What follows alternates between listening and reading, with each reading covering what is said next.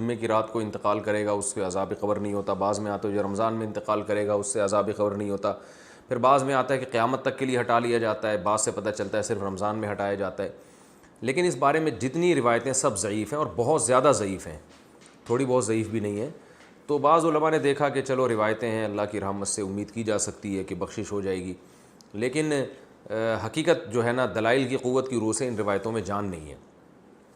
تو اس لیے جو ہے وہ اللہ تو کی رحمت سے تو دیکھیں کچھ بھی امید لگائی جا سکتی ہے، لیکن اگر ہم اللہ کی طرف منسوب کر کے کہیں اللہ کی طرف یقینی طور پر تو اسی بات کی نسبت کی جائے گی جو اللہ کے رسول نے کہی ہے، اور جو اللہ کے رسول سے ہم تک صحیح سند کے ساتھ پہنچی ہے اس بات کی نسبت تو کی جائے گی۔ اس کے علاوہ نسبت کرنے میں جو ہے نا میری رائے تو یہ کہ احتیاط سے کام لینا چاہیے۔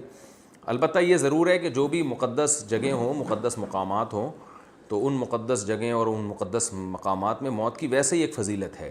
تو جمعے کا دن اور جمعے کی رات بھی مقدس اور رمضان بھی مقدس ہے، اور روزے کی حالت میں موت پر صحیح حدیث ہے کہ روزے کی حالت میں جس کی موت واقع ہوگی جنت میں داخل ہوگا، اس پر مسند احمد کی صحیح روایت موجود ہے۔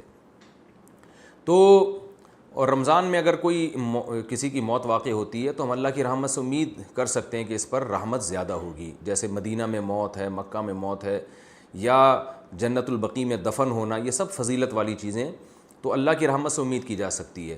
لیکن یاد رکھیں تمام احادیث کو اور قرآن کی آیات کو جمع کر کے فیصلہ کیا جاتا ہے۔ اگر ہم قرآن کی بہت ساری آیتوں کو اور احادیث کو سامنے رکھتے ہیں تو اصل بخشش کا مدار عمل پر ہے، کسی خاص ٹائم پہ مرنا یا کسی خاص حالت میں مرنا اس پر اصل مدار نہیں ہے۔ اس کی وجہ سے اللہ کی رحمت آ سکتی ہے، صغیرہ گناہ معاف ہو سکتے ہیں، کبیرہ گناہوں کے لیے قرآن میں اور احادیث میں جگہ جگہ یہی مضمون ہے کہ ان کے لیے توبہ ضروری ہے۔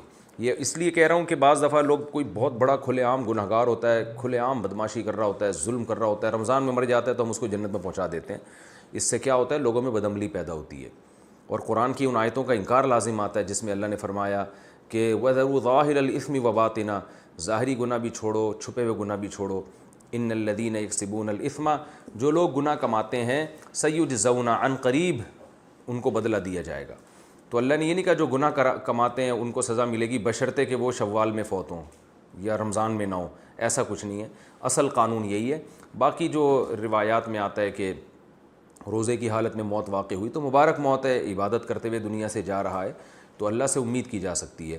لیکن اصول اور ضابطہ بہرحال یہی ہے کہ جب تک گناہوں سے توبہ نہیں کرے گا بخشش نہیں ہوگی۔ تو اس میں صغیرہ گناہ مراد ہوتے ہیں۔ دخل الجنہ کا مطلب یہ کہ اس کے اگر صغیرہ گناہ جو بہت کثرت سے تھے، رکاوٹ بن رہے تھے، تو اللہ اس کو صغیرہ گناہوں کو معاف کر کے جنت میں داخل کر دے گا، یہ اللہ سے امید ہے۔ تو خلاصہ یہ نکلا کہ روزے کی حالت میں موت اگر ہوتی ہے تو اس کی فضیلت تو صحیح حدیث میں واقع ہوئی ہے۔